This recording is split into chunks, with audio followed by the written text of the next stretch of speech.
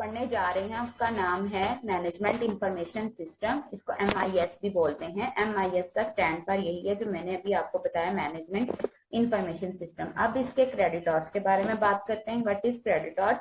Hours का मतलब घंटे के। इस सब्जेक्ट को हमने एक वीक में कितने घंटे पढ़ना है? 3 आवर्स हमने पढ़ना है इस सब्जेक्ट को। लेकिन अब इसकी डिवीजन कैसे हुई है? ये वाला जो फर्स्ट पोर्शन होता है ये हमें थ्योरी को बेस करवा रहा होता है, और नेक्स्ट जो पोर्शन होता है ये लैब वर्क को करवा रहा होता है। इट्स मीन कि यहाँ पे 3 के 3 हमने जो थ्योरी में लिख दिए हैं ये कंसीडर करवा रहा है कि ये टोटली थ्योरी बेस्ड सब्जेक्ट है। थ्योरी बेस्ड हमारे पास कोर्स मौजूद है और इसमें कोई लैब नहीं है, 0 कंसीडर हो रही है। तो इसमें हम टोटली ये देखेंगे कि हमारे पास ओवरऑल थ्योरी में कि हमारे पास मैनेजमेंट इंफॉर्मेशन क्या है, कितनी चीजों को डिस्कस किया गया, किन पॉइंट्स को डिस्क्राइब किया गया है।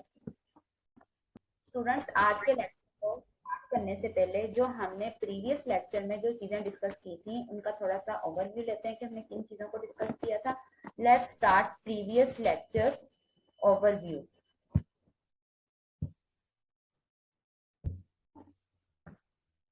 Globalisation opportunities. ग्लोबल का जहाँ पे वर्ड आ जाता है इसका मतलब ये होता है कि हमने पूरी दुनिया के साथ कनेक्ट करना अपने आप को और उनके साथ अपॉर्चुनिटीज को देखते हुए वर्किंग में इस चीज को लेकर आना होता है। इसको हम ग्लोबलाइजेशन का नाम देते हैं। नेक्स्ट हमारे पास जो इसकी डिटेल्ड वर्क आता है वो क्या आता है कि how information system are transfer businesses, transforming businesses. किस तरह से इंफॉर्मेशन सिस्टम जितना भी होता है उसको हम बिजनेस में कैसे लेके जा सकते हैं। Increase technology investment 10% to 15%, increase responsibility to customer demands, shifts in media and advertising through emails, blog, Google Ads, new laws and cyber laws। ये कहता है ये टेक्नोलॉजी 4 मेथड उसने हमें बताए हैं कि जिसके थ्रू हम लोग क्या करते हैं, अपने इंफॉर्मेशन सिस्टम को ट्रांसफर करते हैं किसी भी बिजनेस में। इंफॉर्मेशन टेक्नोलॉजी अपनी जो टेक्नोलॉजी इन्वेस्टमेंट है उसको बढ़ाते हैं, 10% से 15% तक इंक्रीज करते हैं अपनी डिपॉजिटनेस को। कस्टमर्स की डिमांड के मुताबिक अपने मीडिया या एडवर्टाइजमेंट जितने भी हमारे चल रहे हैं यानी कि blogs, information, Google ads, ETC news के लॉ, साइबर लॉ, इन सबको लगा के हम आगे से आगे अपना काम बढ़ाते हैं। नेक्स्ट हमारे पास आते हैं ग्लोबलाइजेशन अपॉर्चुनिटीज में। Internet has drastically reduce cost of operating on global scale. अच्छा, इंटरनेट में हमारे पास क्या होती है कि जितनी भी ग्लोबल सेल्स हैं ये उनको ऐसा ऐसा करके रिड्यूस करना शुरू कर देता है, जिसकी वजह से क्या होता है हमारा ऑपरेटिंग सिस्टम पे भी ग्लोबल लेवल पे भी बहुत ज्यादा इफेक्ट पड़ रहा होता है कि और हमारी कॉस्ट पे इफेक्ट पड़ता है, जिसकी वजह से हमें चीजों का सामना करने में कौन से ऑपरेशनल कॉस्ट में या किन चीजों में हमें कमी या पेशी आती है, सारी चीजें हम लोग इसमें देखेंगे। रिड्यूस्ड ग्लोबल रिड्यूस ग्लोबल आ जाते हैं ऑपरेशनल कॉस्ट। हमारी ग्लोबल लेवल पे ऑपरेशनल कॉस्ट हमारी कम हो जाती है। वर्ल्ड वाइड मार्केट प्लेस में क्या आता है, पूरी दुनिया के साथ हमारी मार्केट प्लेस वैल्यू करते हैं। Customer suppliers finding lower cost suppliers, managing production facility in other countries. हाँ जी, अब हमने यहाँ पे क्या करना है कि हमारे पास जितने भी लो कॉस्ट के सप्लायर्स हैं उनको मैनेज करना है, उनकी प्रोडक्ट फैसिलिटी को। फिर उसके बाद वैलिडिटी जितनी भी हमारी है यानी कि जो उस चीज को बना रही है, दूसरी कंट्रीज में सप्लाई कर रही है या उनका जो काम चला रही है, उनकी ऑर्गेनाइजेशन को चला रही है, उसको हम लोगों ने मैनेज करना। नेक्स्ट हमारे पास आता है in the emerging fully digital form. कौन सी आ जाती है? Significant business relationships are digitally enabled and mediated. अच्छा, यहाँ पे कहते हैं कि जितने भी सिग्निफिकेंट का जहाँ पे वर्ड आ जाता है उसका मतलब होता है इंपॉर्टेंट होना।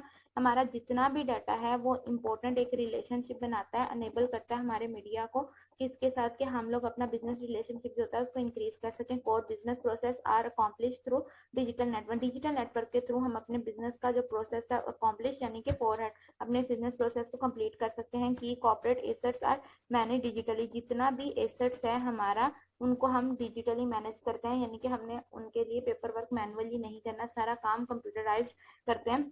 इसको हम की कॉर्पोरेट एसेट्स कहते हैं कि जो हमारे मैनेज करवा रहे हैं चीजों को। डिजिटल फंड्स ऑफर ग्रेटेस्ट हाँ देती हैं flexibility in organisation and management. हाँ जी, यहाँ पे जितनी भी डिजिटल फंड्स हैं वो हमें ग्रेटर फ्लेक्सिबिलिटी यानी कि हमें फ्लेक्सिबिलिटी के चांसेस एक ऑर्गेनाइजेशन और मैनेजमेंट में बहुत ज्यादा देते हैं। इनमें time shifting, space shifting, ETC ये सारा कुछ इसके अंदर इन्वॉल्व होता है। नेक्स्ट हमारे पास आता है growing interdependence between ability to use information technology and ability to implement corporate strategies and achieve corporate goals. Business funds invest heavily in information system to achieve 6 business business opportunities आ जाती हैं। यहाँ पे business के objective रहते हैं कि जितना भी हमारी इंडिपेंडेंस है एबिलिटी को यूज करने की इंफॉर्मेशन में, या फिर वो एबिलिटी जो कि हमारी स्ट्रेटेजी के साथ कोऑपरेट करवाती है, हमारे डाटा को आगे से आगे लेकर जाती है, वो हैवीली इंफॉर्मेशन सिस्टम को अचीव करते हैं। उनकी 6 बिजनेस स्ट्रेटेजीज ऑब्जेक्टिव होते हैं। Number 1 operational excellence, number 2 new product services and business models, number 3 customers and suppliers intimacy formality, and number 4 improved decision making, number 5 competitive advantage, number 6 survival। अब number 1 पे जो है operational excellence, operational से मुराद ये है कि हमने उसके फंक्शनैलिटी, उसके ऑपरेशंस को देखना है, उनको जज करना है। एक्सीलेंस से मुराद के बेहतरीन अंदाज में उनकी एफिशिएंसी को देखते हुए काम को आगे लेके जाना। Use as tool to achieve higher efficiency and productivity, हमें ये टूल्स एंड हायर एफिशिएंसी जो होगी उसको देखते हुए वर्क को आगे लेके जाना है कि हमारी जो एफिशिएंसी है, ये चीज़ है, वो कैसे वर्क कर रही है, वो एफिशिएंटली चल भी रही है कि नहीं चल रही, उसकी प्रोडक्टिविटी क्या है, किस तरह से वो काम को आगे लेके जा रहे हैं। New product services and business model, अब जब न्यू का नाम आया तो हमने जितनी भी न्यू प्रोडक्ट बनाई उनकी सर्विसेज यानी उनके बिजनेस मॉडल्स को बिल्ड करना है। Music industry new product new models easy. अच्छा, यहाँ पे MELK पे ये क्या है, ये वो मॉडल्स के नाम है, ये वो इंडस्ट्रीज के नाम है जिनके थ्रू हम लोग क्या करते हैं, अपनी सर्विसेज दे रहे हैं, ये मॉडल्स को क्रिएट कर रहे हैं। अब आते हैं कस्टमर्स एंड सप्लाई फॉर्मेलिटी, ये ग्लोबलाइज, ये वो सर्विसेज हैं जो हम पूरी दुनिया में अगर कोई ऑपरेट परफॉर्म कर रहे हैं या कोई फंक्शनैलिटी दे रहे हैं तो हम उसके साथ किन चीज़ों का सामना हमें करना पड़ता है, किन मुश्किलात का, तो उसके अंदर रहते हुए हम काम करते हैं। कस्टमर्स एंड सप्लाई फेमिलियरिटी आ जाती है, फेमिलियरिटी मतलब एक जैसा होना। होटल्स की customers information, Amazon customer tracking आ जाती है, कस्टमर्स की ट्रैकिंग उनके इंफॉर्मेशन सिस्टम को देखा जाता है कि हमारा इंफॉर्मेशन सिस्टम है वो कैसे वर्क कर रहा है, वो किस तरह रखते हुए आगे चीज़ों को लेके जा रहा है। इम्प्रूव्ड डिसीजन मेकिंग, हमने डिसीजन मेकिंग कैसे करनी है चीज़ के अंदर, फैसला कौन अंदाज में काम कैसे चलना है। Best guesses with right decision, अच्छा यहाँ पे वो कहता है कि आपको ये सबसे इंपॉर्टेंट चीज़ है कि आप जो काम कर रहे हैं उसके ऊपर आपने गेस जो है वो बेस्ट लेना है, डिसीजन आपका राइट होना चाहिए, उसके थ्रू आप इंफॉर्मेशन ले रहे हैं through right info at the rate of right time, यानी कि आपने राइट इन्फो ली है, बिल्कुल सही इंफॉर्मेशन ली है और ट्रू टाइम पे जाके आप उस चीज़ की इंफॉर्मेशन आगे पहुंचा रहे हैं। कंपिटेटिव एडवांटेज वो एडवांटेज होता है जो पूरी दुनिया के साथ आपको कम्पीट करवा रहा है, आपकी थिंग्स को एक जगह से दूसरी जगह बेटर वे में लेके जा रहा है। Doing the things better than others, हाँ जी, हमारी जो थिंग्स हैं या ज़रूरतें हैं, चीज़ें, उनको दूसरों की निस्बत ये बेहतर बनाता है, उनके अंदर फैसिलिटीज़ पैदा करता है कि हमारी चीज़ें आगे से आगे कैसे मूव कर सकती हैं। अब आते हैं सर्वाइवल, जहाँ पे सर्वाइवल हो जाए तो सर्वाइवल का जो लफ्ज़ी मीनिंग है वो ये है हमारे पास कि किसी चीज़ को रहते हुए हमने सर्वाइव करना, उनकी चीज़ों को समझना कि हाँ इसमें ये प्रॉब्लम्स आ रही हैं, उसी के अंदर रहते हुए कैटेगरीज को अंडरस्टैंड करना। IT is necessary item to survive easy bank, हाँ जी, IT क्या है, बहुत ही नेसेसरी आइटम है जिसके बगैर हम क्या अपनी इंडस्ट्रीज को, अपनी चीज़ों को इन्वॉल्व किए बगैर आगे नहीं चला सकते। इसमें बैंक्स में IT का होना बहुत जरूरी है, तभी हम ऑनलाइन बैंकिंग वगैरह ETC फंक्शन परफॉर्म कर सकते हैं। Role of information system in business today, क्या इंफॉर्मेशन सिस्टम में क्या रोल है बिजनेस के today. The interdependence between organisation and information technology, क्या क्या है, business strategy objective, software, hardware, management system, data management and telecommunication information system business, यानी कि ये वो टूल्स एंड ऑर्गेनाइजेशन है जो एक ऑर्गेनाइजेशन के अंदर रहते हुए आपके किसी सॉफ्टवेयर के साथ डीलिंग कराते हैं, फिर उन सॉफ्टवेयर के साथ आपको काम करते हैं। 3 चीज़ों की जरूरत होती है, यानी कि आपका हार्डवेयर भी होना चाहिए, फ्री आप कर सकते हैं, डाटा मैनेजमेंट का आपको सॉफ्टवेयर चाहिए, फिर टेलीकम्युनिकेशन के इंटरनेट चाहिए, ये सारी चीज़ें आप एक ऑर्गेनाइजेशन के अंदर रहते हुए काम को परफॉर्म करवाते हैं।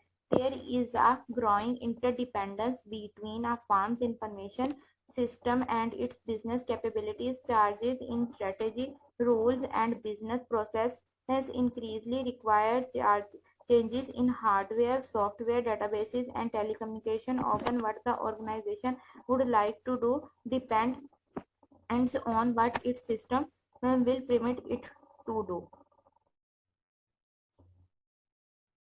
जब हमारा सिस्टम ग्रो करता है वो किसके अंदर डिपेंड करते हुए ग्रो करता है, एक फर्म का वो एक इंफॉर्मेशन सिस्टम से ग्रो करता है कि हमारा जो बिजनेस की कैपेबिलिटीज है उनके अंदर क्या चल रहा है, उनके अंदर क्या चेंजेस आ रही हैं, किस तरह से हम उस सिस्टम को वर्क करवा रहे हैं, उनके अंदर स्ट्रेटजीज, रूल्स एंड रेगुलेशन किस तरह से लेकर चल रहे हैं, वो किस तरह से हमारी जो चीज़ें हैं उनके अंदर रिक्वायर चेंज कर रही हैं। अब ये बता रहे हैं कि हमें किन चीज़ों के अंदर जो ज़रूरत पड़ती है रिक्वायर करने के लिए, मतलब चेंजेस लाने के लिए, उनमें हार्डवेयर आता है, सॉफ्टवेयर, डाटाबेसेस एंड टेलीकम्युनिकेशन, ये सारी चीज़ें आती हैं। क्या हम ऑर्गेनाइजेशन को लाइक कर सकते हैं कि जो डिपेंड करता है आपके सिस्टम को, किस तरह से आपने उनको पेमेंट करना है, उनको इजाजत किस तरह से काम को आगे लेके चलना है। And Information system contains information about an organization and its surrounding environment.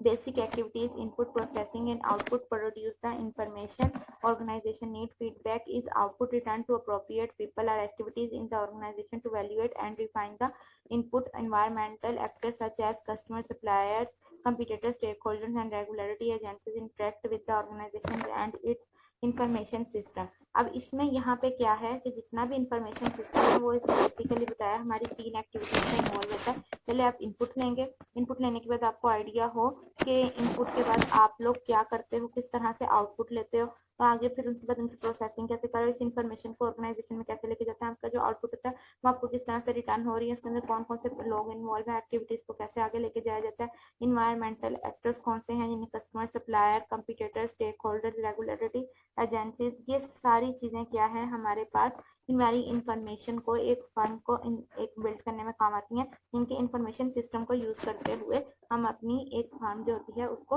Build कर सकते हैं। जिस तरह ये हमने इसकी डायग्राम में देखा कि ये हमारे पास इंफॉर्मेशन बिजनेस फर्म जो है इंफॉर्मेशन सिस्टम पे टोटली डिपेंडेंट है, उसको देखते हुए हम उसके मुताबिक उसकी वर्किंग को करते हैं, एक फर्म बनाते हैं। ट्रांजैक्शन प्रोसेसिंग सिस्टम से टीएसपी भी कहते हैं, यानी कि ट्रांजैक्शन सिस्टम प्रोसेसिंग। इसमें क्या आता है, द लिमिटेशंस व न्यूमेरियस। हाँ जी, हमारे लिमिटेशंस के बारे में हमें बता दिया जाता है। The problem connected with entering the program and the data to be processed by the computer. इसका प्रॉब्लम क्या होगा, हम जैसे ही प्रोग्राम में एंटर होते हैं हमारा जो कंप्यूटर होता है वो उसके साथ प्रोसेस करना शुरू कर देता है। Progressing of the data and saving the result. हमारा जितना भी डाटा वो क्या करता है उसको सेव करता है, उसके ऊपर जितना भी तक प्रोग्रेसिंग करता है, प्रोग्रेसिंग करने के बाद प्रोसेसिंग करने के बाद काम को आगे लेके जाया जाता है। Distributed the result among the engaged involve individuals. हाँ जी, इंडिविजुअल्स यानी कि 1 by 1 रखते हुए काम करते हैं। Processing speed, memory capacity, problems with design, construction of software, ये सारे प्रॉब्लम्स आते हैं। होनी चाहिए, स्पीड होनी चाहिए, मेमोरी होनी चाहिए, फिर चीजों को देखकर सॉफ्टवेयर की वर्किंग कराते हैं। Each of the constructed system was separate which sometimes resulted in entering the same data within an organization in a multiple way and frequently in different formats। हम लोग क्या करते हैं कि हर जो डाटा कंस्ट्रक्ट किया होता है उसको हम सेपरेट करते हैं पहले, फिर उसका रिजल्ट देखेंगे एक ऑर्गेनाइजेशन में क्या आया, फिर उनके मल्टीपल वेज में हम सबको डिफरेंट फॉर्मेट्स में देखते हुए वर्क करवाएंगे।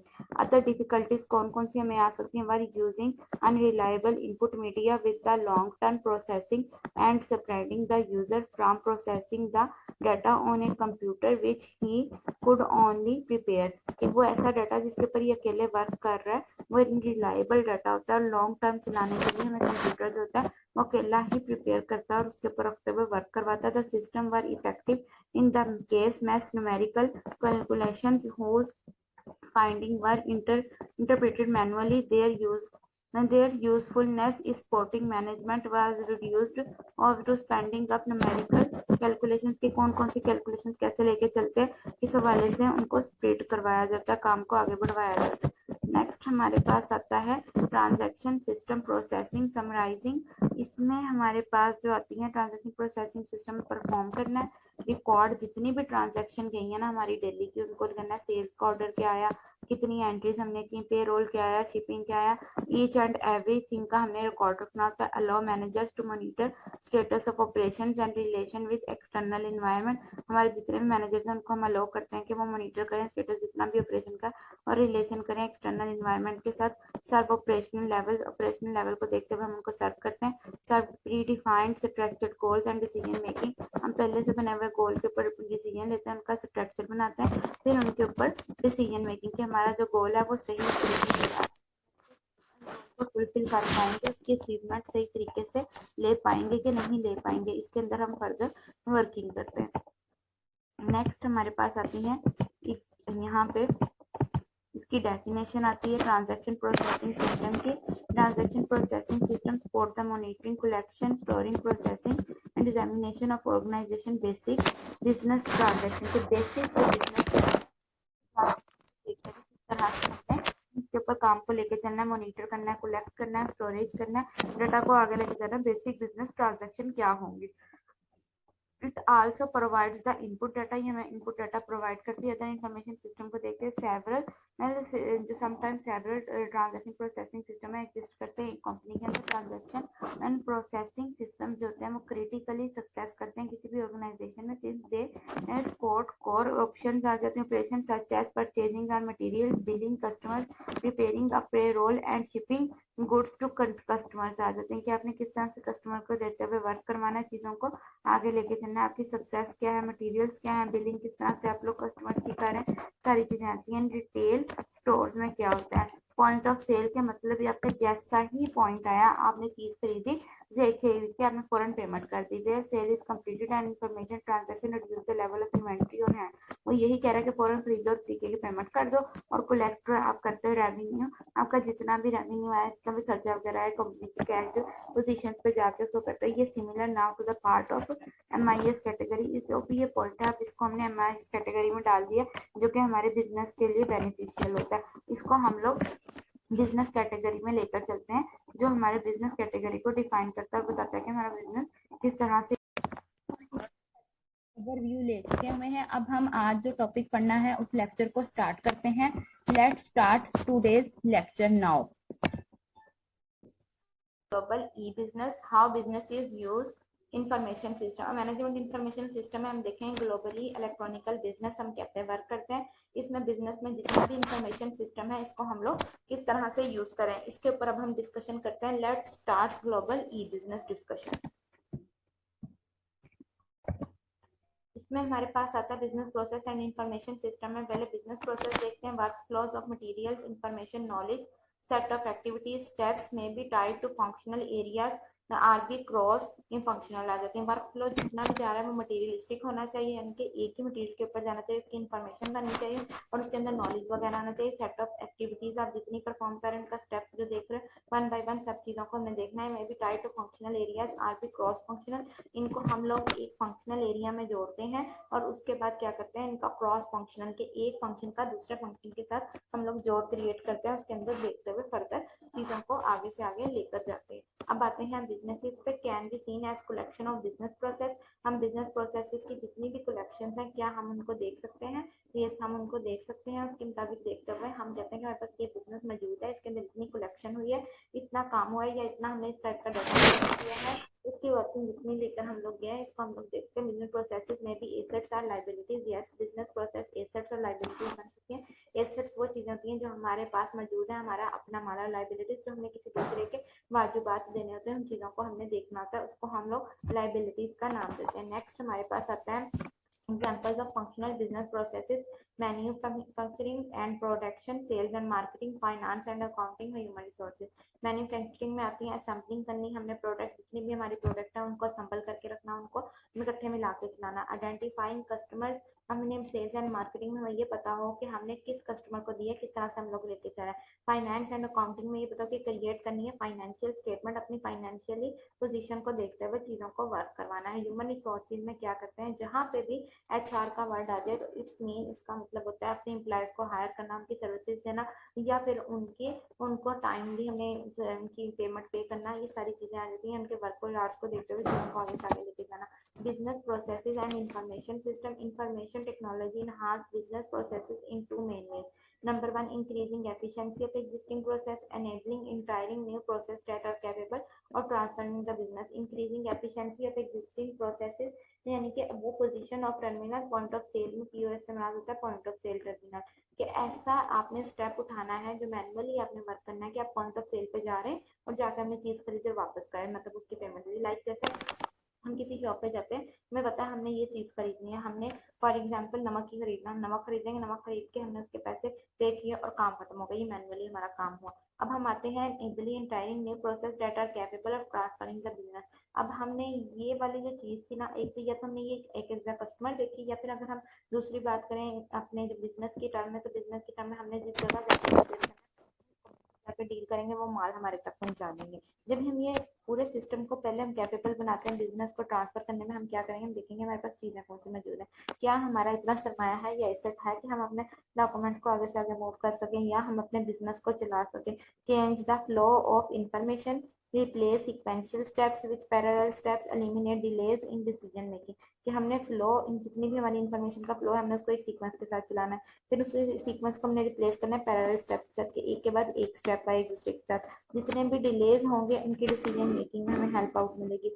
फ्लेक्सिबल ऑर्गेनाइजेशन आ जाती है, इंटरनल मेमोज एंड बीपीओ, जितनी भी इंफॉर्मेशन है उनके बारे में फ्लेक्सिबल, आपने उनके बारे में ज्यादा ऑर्गेनाइजेशन को बिल्ड करते हुए चीजें लेनी, इंटरनल मेमोज बनाने हैं, बीपीओ बिजनेस पर्सनल ऑर्गेनाइजेशन आ जाती है, सारी चीजें हम लोग इसमें देखते हैं कि पहले से ही मौजूद हमारे पास सिस्टम होता है उसको वर्क करवाता है। नेक्स्ट हम लोग ये बात कर रहे थे कि जब हम लोग ग्लोबली किसी सिस्टम को देखते हैं तो हमने देखना है पहले हमारा बिजनेस प्रोसेस क्या, ठीक है, फिर देख लिया कि बिजनेस में हमने उन कलेक्शन को देखना है, फिर उनके अंदर assets and liabilities two most important things है, इनको मैंने बड़ा क्लियरली आपको बताया कि एसेट्स वो हमारे पास हमारा माल होता है, हमारा कैपिटल होता है, जो हमारे पास हमारी चीजें मौजूद हैं उन्हें हम एसेट्स का नाम देते हैं। लाइक हमारा अपना फर्नीचर भी है वो भी एसेट्स है। लायबिलिटीज आ जाती हैं, वो चीजें आ जाती हैं, तो ये वो चीजें अपनी लाइबिलिटीज में जो हम वाजिबात आते हैं जिनको हम करते हैं। फिर उसके बाद आती हैं एग्जांपल्स में, जब हमने देखा हमने मैन्युफैक्चर भी करना है, सेल भी करना है, फाइनेंस भी इनका देखना है और एचआर भी देखना है, इन सारे प्रोसेसेस को देखते हुए हम अपना एक बिजनेस बिल्ड करते हैं। ये जितने भी प्रोसेसेस हैं ग्लोबली सब चीजों में आते हैं। अब नेक्स्ट हम देखते हैं कि हमारा जो इन्फॉर्मेशन है या तो मैनुअल जाएगा, ऑटोमेटिकली स्टेप से मेरा मैनुअल था, पहले मैनुअल से ऑटोमेटिक स्टेप्स में हम लेके, फिर उसको हम जब बिजनेस में लेकर आए तो हमने देखना है पहली चीजें कौन सी मौजूद है, कौन सी नई चीज डाल के हमने उसको न्यू में इन्वेंट किया है। ये था हमारा ग्लोबल हमारे पास ई बिजनेस सिस्टम। हम इस लेक्चर को एंड करने से पहले जो हमने आज लेक्चर में पढ़ा है उस लेक्चर का थोड़ा सा ओवरव्यू ले लेते हैं कि हमने आज के लेक्चर में क्या चीजें पढ़ी थी, किन चीजों को डिस्कस किया था। कि let's start today lectures overview.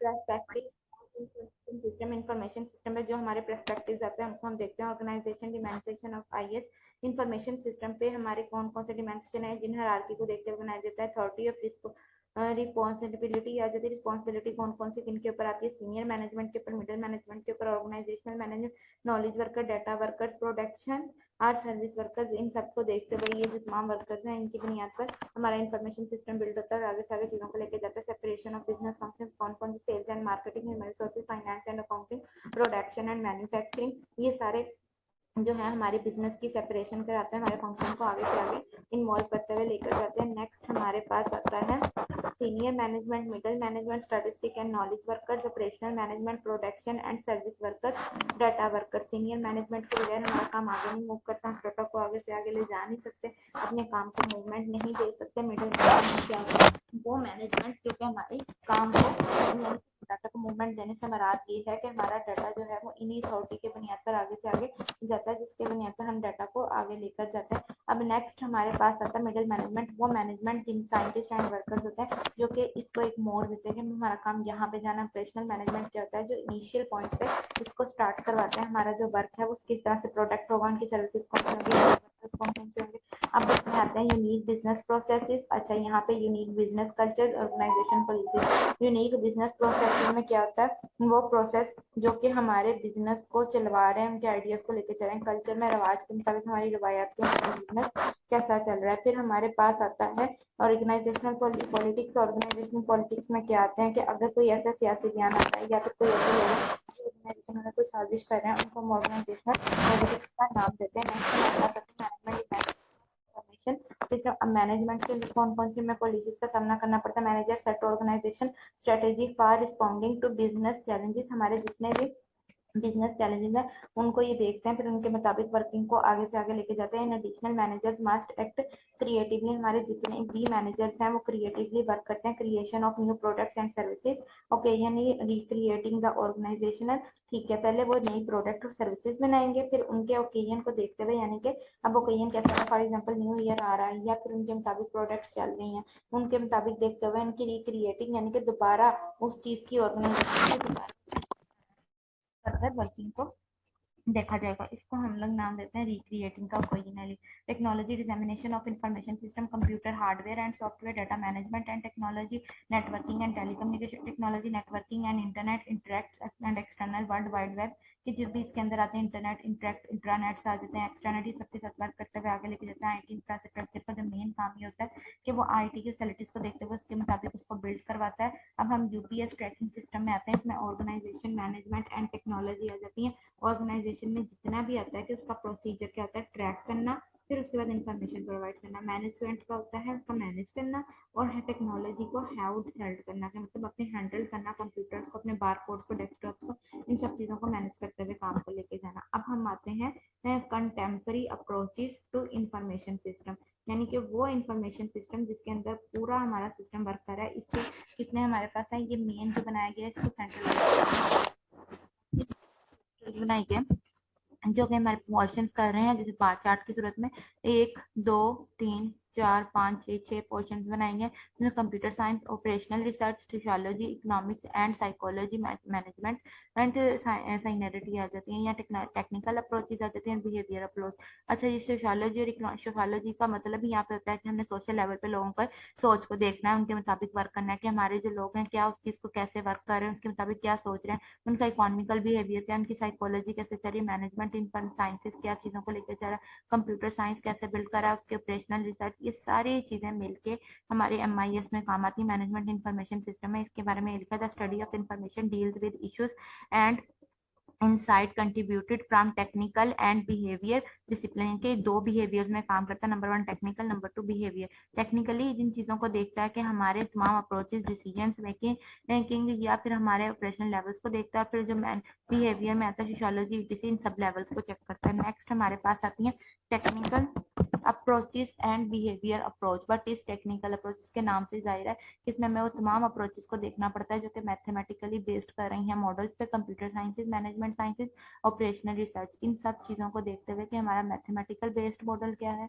हमारी कंप्यूटर साइंस ने किस तरह से वर्क किया, मैनेजमेंट साइंसेज क्या है, ऑपरेशनल रिसर्च क्या है, जिसके अंदर आता है हमने इसको आगे बढ़ाया है। बिहेवियर अप्रोच क्या, बिहेवियर इश्यूज में strategic, business integration, implementation, how IS effect on groups, individual and ORG, etc, EG, freedom, power, psychology, economical, social, यही मैंने आपको बात की थी कि जो हमारे ऊपर वाले देखें computer science, operational management, management sciences and operational research, 3 portion जो है वो टेक्निकल में जाते हैं, इन्हीं के ऊपर वर्क करता है। इसमें साइकोलॉजी, इकोनॉमिकली एंड सोशियोलॉजी, ये 3 जो पोर्शन है ये बिहेवियर में आते हैं, जिनमें बिहेवियर इश्यूज में इनकी स्ट्रेटेजिक प्लानिंग आती है कि स्ट्रेटेजी इश्यूज कौन से आ रहे हैं, उनको कैसे इंप्लीमेंट कर रहे हैं, क्या एक जो आईएस का पूरा ग्रुप है वो इफेक्ट करता है, किस तरह से वर्क करता है, और ये क्या इंडिविजुअली वर्क कर सकते हैं, ये एक ऑर्गेनाइजेशन में। ये हमें फ्रीडम और पावर देता है कि हम जिस तरह से भी वर्क करना चाहें हम कर सकते हैं अपनी ऑर्गेनाइजेशन को अंडरस्टैंड करते हुए। ये हमारा जो बेसिक पॉइंट यही था कि हमने अपना यूनिवर्सल प्रोसेसिंग सिस्टम यानी कि अपनी ऑर्गेनाइजेशन के अंदर रहते हुए किस तरह से काम करना है। पहले तो सबसे पहले हमारे पास ऑर्गेनाइजेशन होनी चाहिए, फिर मैनेजमेंट होनी चाहिए, टेक्नोलॉजी होनी चाहिए। ऑर्गेनाइजेशन होगी तो हम अपने ट्रैकिंग कर सकते हैं ना कि हमने जितनी इन्फॉर्मेशन भेजी है, जो पैकेजेस भेजे वो सही टाइम पे पहुंचे कि नहीं पहुंचे। मैनेजमेंट होगी तो मॉनिटर कर सकते हैं सर्विसेज एंड कॉस्ट को। टेक्नोलॉजी होगी तो हम हाउस होल्ड को जितनी भी हमारी सर्विसेज हैं, bar code, scanner, hardware, network, desktop, etc, जितने भी हमारे प्रॉब्लम्स हैं या जो मसाइल हैं उन सबको हम इसमें डिस्कस कर सकते हैं। इसको हम कहते हैं यूपीएस ट्रैकिंग सिस्टम, जो कि हमारे पूरे सिस्टम को वर्क करने में या इंफॉर्मेशन सिस्टम को बिजनेस सिस्टम में लाने के बाद जो उसके अंदर जो प्रॉब्लम्स आती हैं या जिन मसाइल को हमें सोच के आगे वर्क करना पड़ता है उनको हम डिस्कस करते हैं। E business, how business is use information system, management information system में हम देखें ग्लोबली इलेक्ट्रॉनिकल बिजनेस हम कैसे वर्क करते हैं। इसमें बिजनेस में जितना भी इंफॉर्मेशन सिस्टम है इसको हम लोग किस तरह से यूज करें, इसके ऊपर अब हम डिस्कशन करते हैं। Let's start global e business discussion. इसमें हमारे पास आता है business process and information system में। पहले बिजनेस प्रोसेस देखते हैं। Work flows of materials, information, knowledge, set of activities, steps may be tied to functional areas or be cross in functional आ जाते हैं। वर्क फ्लो जितना भी जा रहा है वो मटेरियलिस्टिक होना चाहिए, यानी कि एक ही मटेरियल के ऊपर जाना चाहिए, उसकी इन्फॉर्मेशन बननी चाहिए और उसके अंदर नॉलेज वगैरह आना चाहिए। सेट ऑफ एक्टिविटीज आप जितनी परफॉर्म करें उनका स्टेप्स जो देख रहे हैं वन बाय वन सब चीज़ों को हमें देखना है। May be tied to functional areas or be cross functional, इनको हम लोग एक फंक्शनल एरिया में जोड़ते हैं और उसके बाद क्या करते हैं, इनका क्रॉस फंक्शनल के एक फंक्शन का दूसरे फंक्शन के साथ हम लोग जोड़ क्रिएट करते हैं, उसके अंदर देखते हुए फर्दर चीज़ों को आगे से आगे लेकर जाते हैं। अब आते हैं बिजनेसेस पे। Can be seen as collection of business process, हम बिजनेस प्रोसेसेस की जितनी भी कलेक्शन है क्या हम उनको देख सकते हैं, यस हम उनको देख सकते हैं। उसके मुताबिक देखते हुए हम कहते हैं कि ट्रांजेक्शन हुई है, इतना काम हुआ है या इतना हमने इस टाइप का डाटा किया है, इसकी वर्किंग जितनी लेकर हम लोग गए इसको हम लोग देखते हैं। बिजनेस प्रोसेसेस में भी एसेट्स और liabilities, yes business process assets और लाइबिलिटीज बन सकती हैं। एसेट्स वो चीजें होती हैं जो हमारे पास मौजूद है, हमारा अपना माल, लाइबिलिटीज जो हमने किसी दूसरे के वाजिबात देने होते हैं, उन चीजों को हमने देखना होता है, उसको हम लोग लाइबिलिटीज का नाम देते हैं। नेक्स्ट हमारे पास आता है examples of functional business processes, manufacturing and production, sales and marketing, finance and accounting और human resources। मैन्युफैक्चरिंग में आती है असेंबलिंग करनी, हमने प्रोडक्ट जितनी भी हमारी प्रोडक्ट है उनको असेंबल करके रखना, उनको इकट्ठे मिला के चलाना। आइडेंटिफाइंग कस्टमर्स, हमने सेल्स एंड मार्केटिंग में ये पता हो कि हमने किस कस्टमर को दिया, किस तरह से हम लोग लेके चल रहे हैं। फाइनेंस एंड अकाउंटिंग में ये पता हो कि क्रिएट करनी है फाइनेंशियल स्टेटमेंट, अपनी फाइनेंशियली पोजीशन को देखते हुए चीजों को वर्क करवाना है। ह्यूमन रिसोर्सेज में क्या करते हैं, जहाँ पे भी HR का वर्ड आ जाए तो इट्स मीन इसका मतलब होता है अपने एम्प्लॉयर्स को हायर करना, उनकी सर्विसेज देना, या फिर उनको टाइमली हमें उनकी पेमेंट पे करना, ये सारी चीजें आ जाती हैं। उनके वर्क आवर्स को देखते हुए चीजों को आगे लेके जाना। Business processes and information system, information technology enhance business processes in two main ways.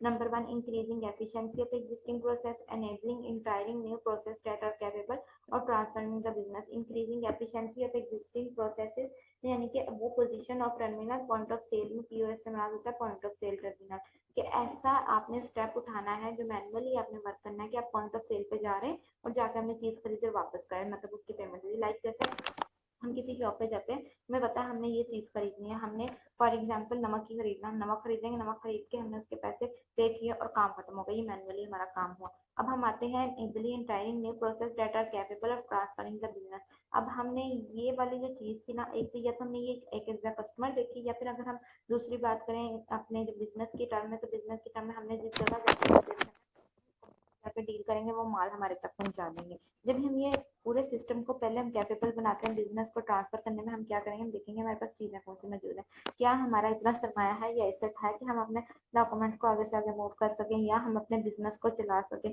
Change the flow of information, replace sequential steps with parallel steps, eliminate delays in decision making, कि हमने फ्लो जितनी भी हमारी information का flow है हमने उसको एक सीक्वेंस के साथ चलाना है, फिर उस सीक्वेंस को हमने रिप्लेस करना है पैरेलल स्टेप्स के साथ, कि एक के बाद एक स्टेप का एक दूसरे के साथ। जितने भी डिलेज होंगे उनकी डिसीजन मेकिंग में हमें हेल्प आउट मिलेगी। फ्लेक्सिबल ऑर्गेनाइजेशन आ जाती है, इंटरनल मेमोज एंड BPO, जितनी भी इंफॉर्मेशन है उनके बारे में फ्लेक्सिबल, आपने उनके बारे में ज्यादा ऑर्गेनाइजेशन को बिल्ड करते हुए चीजें लेनी, इंटरनल मेमोज बनाने हैं, BPO बिजनेस पर्सनल ऑर्गेनाइजेशन आ जाती है, सारी चीजें हम लोग इसमें देखते हैं। तो पहले से ही मौजूद हमारे पास सिस्टम होता है, उसको वर्क करवाता है। नेक्स्ट हम लोग ये बात कर रहे थे कि जब हम लोग ग्लोबली किसी सिस्टम को देखते हैं तो हमने देखना है पहले हमारा बिजनेस प्रोसेस क्या है, ठीक है, फिर देख लिया कि बिजनेस में हमने उन कलेक्शन को देखना है, फिर उनके अंदर assets and liabilities two most important things है, जिनको मैंने बड़ा क्लियरली आपको बताया कि एसेट्स वो हमारे पास हमारा माल होता है, हमारा कैपिटल होता है, जो हमारे पास हमारी चीजें मौजूद है उन्हें हम एसेट का नाम देते हैं। लाइक हमारा अपना फर्नीचर भी है, वो भी एसेट्स है।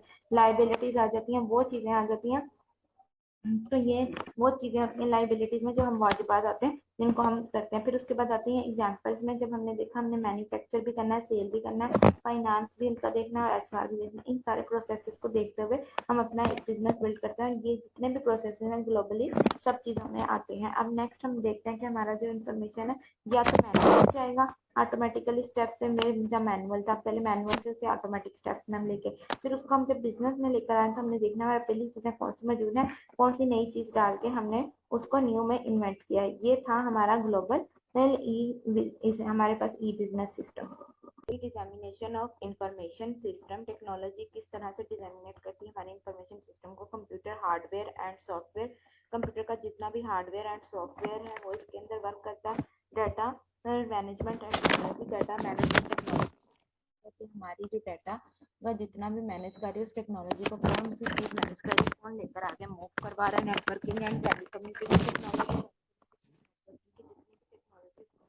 नेटवर्क आ जाता है, इंटरनेट, इंटरनल एंड एक्सटर्नल, जितने भी हमारे पास नेटवर्क होते हैं इनके इंट्रानेट, एक्सट्रानेट और वर्ल्ड वाइड वेब, इन सब चीजों के साथ इसका कनेक्शन बिल्ड करवाया जाता है। IT infrastructure provides platform that system is built on, ऐसा प्लेटफॉर्म ये हमें प्रोवाइड करते हैं जिसके ऊपर हम एक सिस्टम बिल्ड करते हैं। इंफ्रास्ट्रक्चर का मतलब ये होता है कि ऐसा सिस्टम प्रोवाइड करना जिसमें हम लोग क्या सिस्टम बिल्ड कर रहे हैं, IT का सिस्टम बिल्ड कर रहे हैं जो कि हमारी पूरी टेक्नोलॉजी के साथ वर्क कर सकता है।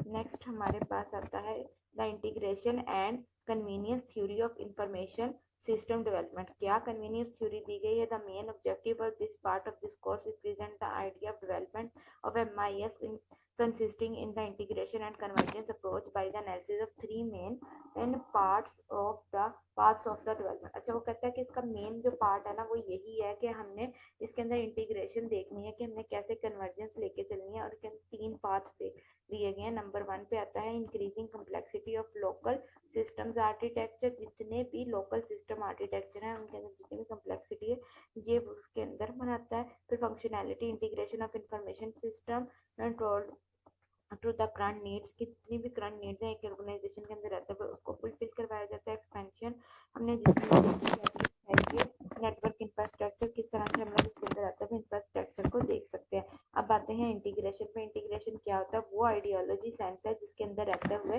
हमने अपने functional elements by using relations में अपने रिलेशन को देखते हुए वर्क करवाना होता है, जो कि कंस्टिट्यूट करते हैं specific structural components as a whole. जितने भी कंपोनेंट्स होते हैं पूरे सिस्टम को देखते हुए वर्क कराता है। Integration is here understood as a process of consolidation and merging of pictorial particular different class characters and forms of interrelated elements in order to create a functional entity resulting in the usefulness and efficiency which are greater than each of the parts acting separately। के मतलब हर part के सारे system का कुछ part देखते हैं, कुछ portion पे हम लोग टेस्टिंग परफॉर्म की जाती है, फिर उसके अंदर देखते हैं फर्दर वर्किंग आगे ली जाती है। इनकी फंक्शनल एंटिटी को देखा जाता है, काम कैसे जा रहा है, फिर वो एक्टिंग में हमें हर पार्ट को सेट करना होता है कुछ फर्दर पार्ट के अंदर आता है। अब आ जाते हैं convergence. Convergence centre convergence at the development process consisting in the formulation similar feature with the regard to construction, function and appearance of various groups of system functions under the same environmental conditions regardless of adopted specific innovation solution। कि मतलब जितनी भी हमें दूसरे system करते हैं कि हमें कितनी सहूलत मिलती है, काम को हम लोग कैसे लेकर चलते हैं, उसकी अपीयरेंस आती है, उनकी फंक्शनैलिटी को या उनकी कंडीशन को रिकॉर्डलेस अपॉइंटेड करते हैं अपनी इनोवेशन सोल्यूशन में देखते हुए। नेक्स्ट हमारे पास आता है transformation data into knowledge process. पहले इसकी डायग्राम को देखें। इसमें हमारे पास क्या काम है? ट्रांसफॉर्मेशन मैट्रिक्स है, अंदर इसमें काम किया आई केस, यानी कि पहले टेबल ऑफ आइडेंटिफाइड बैरियर्स बनाए गए, table of reason barriers across, क्या रीजन आएंगे इन टेबल को देखते हुए उसके अंदर फर्दर क्या वर्किंग है। Blackboard of methods of prevention or reduction of the barriers, कितने रिडक्शन एंड बैरियर्स है उन चीजों को अंदर रखते हुए वर्क करवाया, काम को देखा है। डिसीजन मेकिंग को लेकर चले हैं, डाटा किस तरह से ये सारा सिस्टम वर्क किया। अब हम इसकी जो 1 बाय 1 हमने स्टेप्स है वो सारे मूव किए, उनको देखते हैं। डाटा एक्यूमुलेशन यानी कि एक्यूमुलेट किया, पूरा स्टेप देखा गया। Next by preliminary processing it is stored in data warehouse, ठीक है, डाटा वेयर हाउस में उसको स्टोर करवा दिया। फिर data undergoes transformation to prepare it for a detailed analysis, एक डिटेल्ड एनालिसिस के अंदर रहते हुए किस तरह से इसको वर्क करवाया गया। Analysis is performed with the detailed analysis, यानी कि 1 बाय 1 पूरे स्टेप्स का एनालिसिस किया गया। Analysis is performed with the use of automatic search tool, के जितने भी ऑटोमेटिक सर्च टूल्स हैं वो उसके ऊपर लगाए हैं। Comparison data funds with models of behaviour reactions stored in intelligent system, intelligent system के अंदर रहते हुए किस तरह से हम उसका कंपैरिजन कर सकते हैं। The ultimate outcome of such comparison is an assessment of usefulness of generalized information for management process and accumulation of such information along with data in the knowledge base, कि एक ही नॉलेज बेस के अंदर रहते हुए हमने कितना comparison किया, अपनी यूजफुलनेस इंफॉर्मेशन देखिए, उनकी मैनेजमेंट देखिए, उनकी accumulation इंफॉर्मेशन इस तरह से यह पूरा एक सिस्टम बनाते हुए अपनी इंफॉर्मेशन को कैसे आगे लेकर गए। नेक्स्ट हमारे पास आता है यहाँ पे ये पूरा प्रोसेस हमारा 1 बाय 1 हम देख रहे हैं। ये देखें, पहले हमें सबसे पहले आया पूरी डायग्राम हमने देखी, वो इसके साथ आया कि हाँ ये डाटा एक्यूमुलेट करा आइडेंटिफाइड को। नेक्स्ट जो स्टेप आता है हमारे पास वो ये देखें, ये यहाँ पे आता है कि टेबल के रीजन बनाते हैं जिसके अंदर हमने कहा कि प्रीलिमिनरी प्रोसेसिंग हो रही है। फिर उसके बाद आए इसने यहाँ पे ट्रांसफॉर्मेशन का जिक्र किया तो उसने ट्रांसफॉर्मेशन मैट्रिक्स बनाया।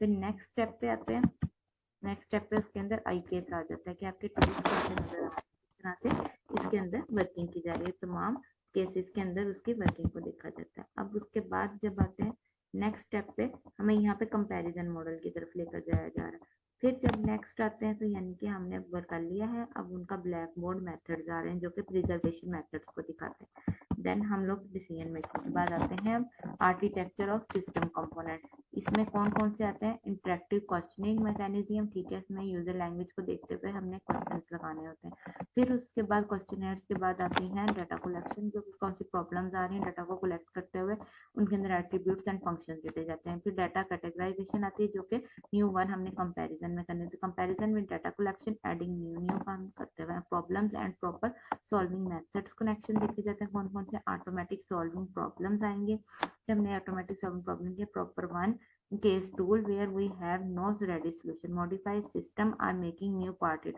हाँ जी, हमने अपने सिस्टम को मेड करना है, फिर उसके अंदर रहते हुए फर्दर वर्किंग करानी है। अब सोल्यूशन बेस्ड मेथड सोल्यूशन, अच्छा पहले हमें हमारे पास आता है इंटरेक्टिव क्वेश्चनर मैकेनिज्म। मैकेनिज्म में सबसे पहले यही आया कि अपने सिस्टम को देखते हुए हमने क्वेश्चनर डिजाइन किया कि हमारा आर्किटेक्चर में क्या क्या चीजें आएंगी, किस तरह से आएंगी, उनका प्लान क्या होगा, कैसे वर्क करेगा।